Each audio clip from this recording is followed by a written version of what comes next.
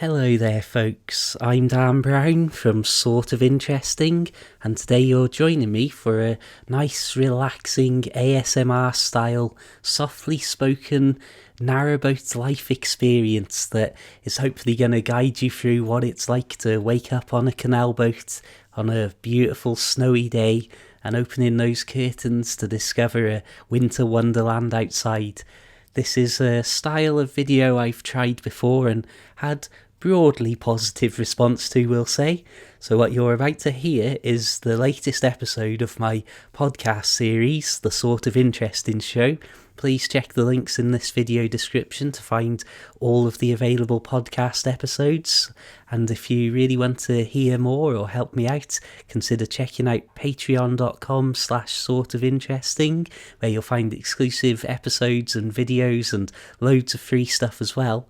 And you'll also find links in the description to my books about boat life and all sorts of places online that I post a lot of canal boat and great outdoors themed stuff. Without further ado, my friends, I shall leave you to wake up on a canal boat on a beautiful day. You open your eyes, waking up with the sound of your bedside alarm ringing in your ears. Not too loudly, but loud enough to make sure that you're definitely awake. You quickly turn that din off and think to yourself that it is a little bit dark outside today. So you shake the cobwebs from your mind and go over to the window and open the curtains. Onto the canal side, of course, not onto the towpath. Goodness me, you don't want to give any towpath walkers the shock of their lives of seeing you just stumbling out of bed. But, to your amazement, on opening those curtains, instead of looking out onto the wonderful, peaceful canal and rural scenery, you're looking at a sheet of snow that has built up over the night. As it's begun by resting on the gunnel, that small step that runs around the outside of your canal boat, and then has slowly piled up against the windows until there's almost no actual light coming through. With your curiosity piqued, you quickly get dressed, have a wash and put the kettle on the hob, waiting for that telltale whistling sound to let you know the water has boiled. While you wait, you head up onto the stern to take in the wonders of a beautiful snowy day out on the rural canals. The first thing that may strike you as you open that door is the change in temperature as you move from the nice warm boat with its freshly stoked fire just about lasted through to the morning. Although a lot colder outdoors, it's probably not quite as cold as you would expect, and there's almost something that feels a little bit blankety and comforting about that absolutely fresh, fluffy, new fallen snow. When you stand up on the stern and see the inches of delicate white flakes that have built up on top of the roof and the strange little symmetrical circular melted patches around the air vents in the roof as that warm air from the fire has risen up and not just been warming up your boat and the contents within, but leaking out through these mushroom vents and warming up the entire universe, it would seem.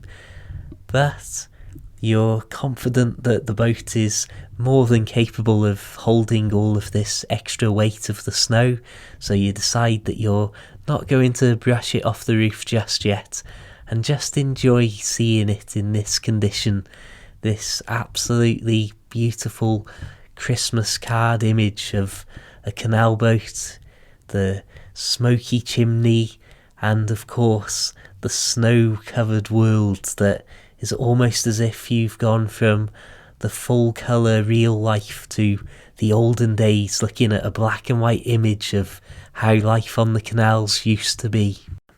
Suddenly a whistling sound from within the boat disturbs your thoughts, and you remember the boiling kettle.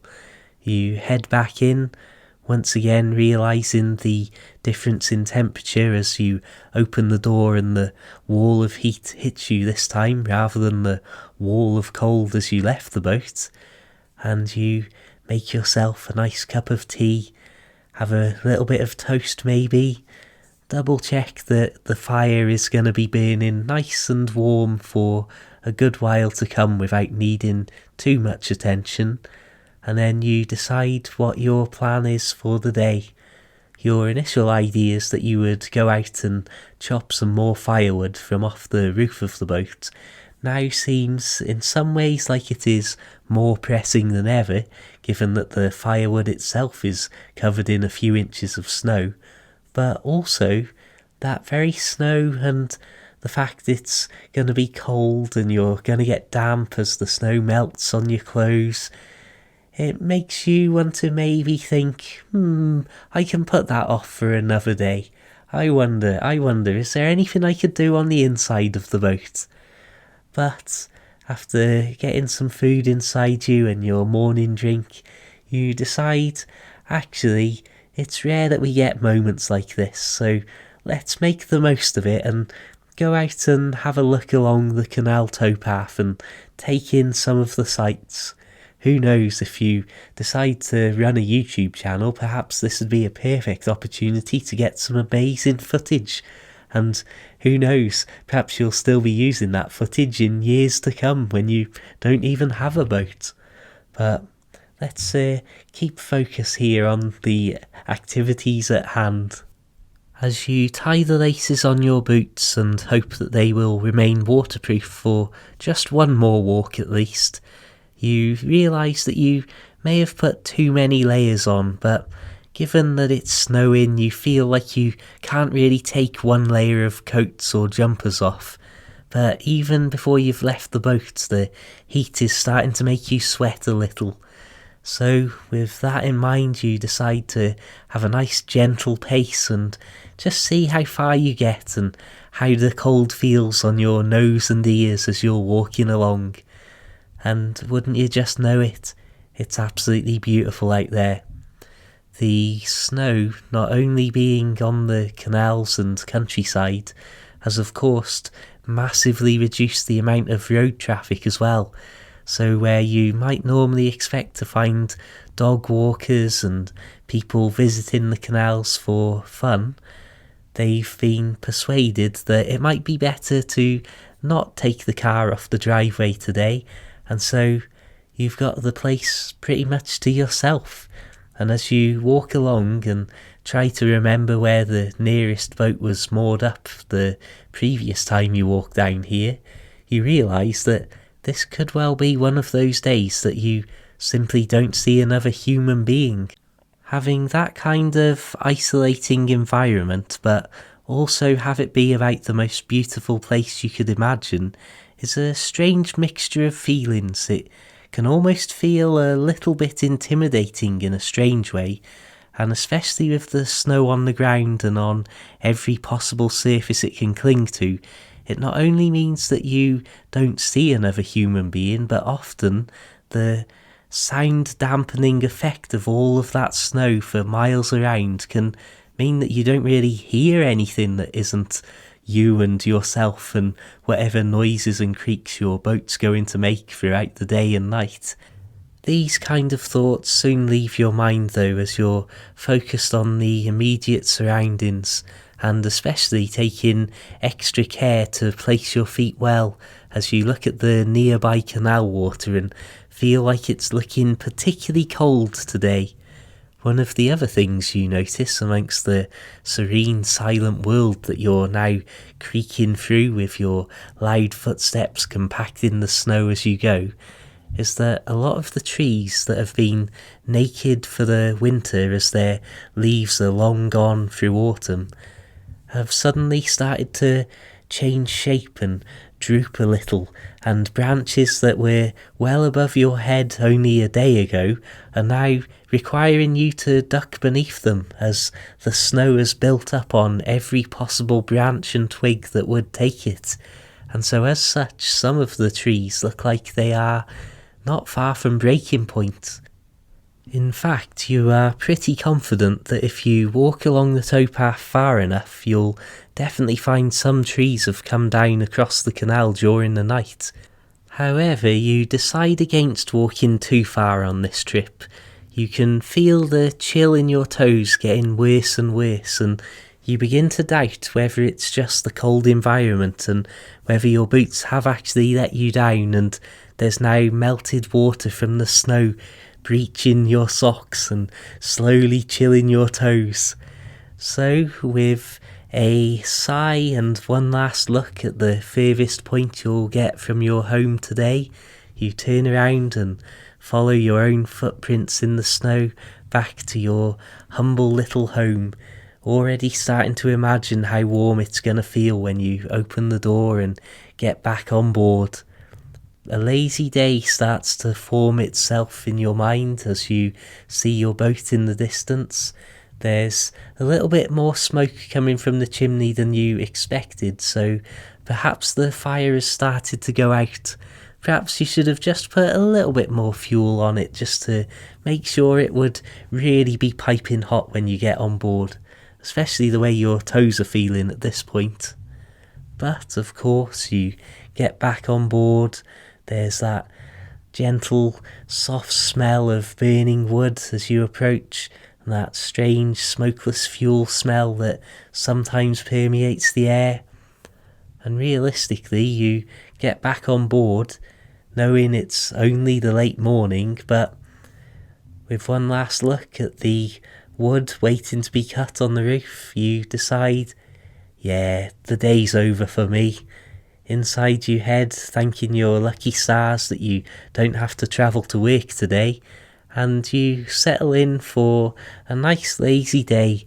A little bit of writing, maybe an attempt at drawing with your pen and pencil.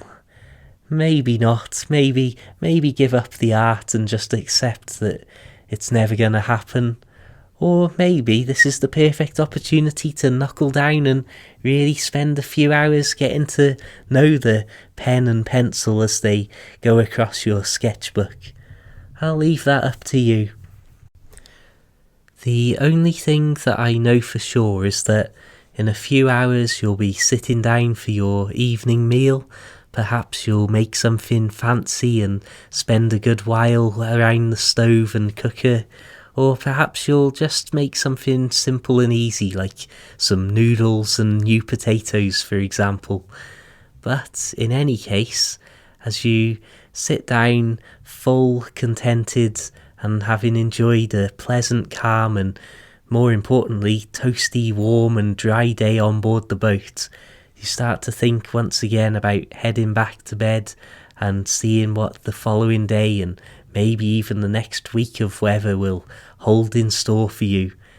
The wood that still remains uncut on the roof of the boat will still be there waiting for you in an emergency if the snow doesn't clear and the temperature doesn't rise in the next few days. But your last job of the day is most definitely going to be having a good look at the fire and trying to gauge exactly how cold it might get. Regardless of what the weather forecast says, you decide to overfill the fire, and even as you do it, you know you're overfilling it, but you just can't bring yourself not to, just in case you do wake up in the small hours to discover that the fire's gone out and suddenly there's not just snow on the outside of the boat, but maybe even ice forming on the windows inside of the boat. And that certainly isn't a toasty environment to wake up to. So, as you get into bed for the final moments of the day, you can hear the fire roaring away, the flicker of the orange flames reflecting on the walls of the bedroom, and you think to yourself, you know what? This is absolutely perfect. What an absolutely blessed day it's been. And with the memories slowly forming and locking into your mind as you drift off to sleep, you've been tremendously lucky to experience something that very few people do. The true beauty of a rural winter wonderland as seen from a canal boat.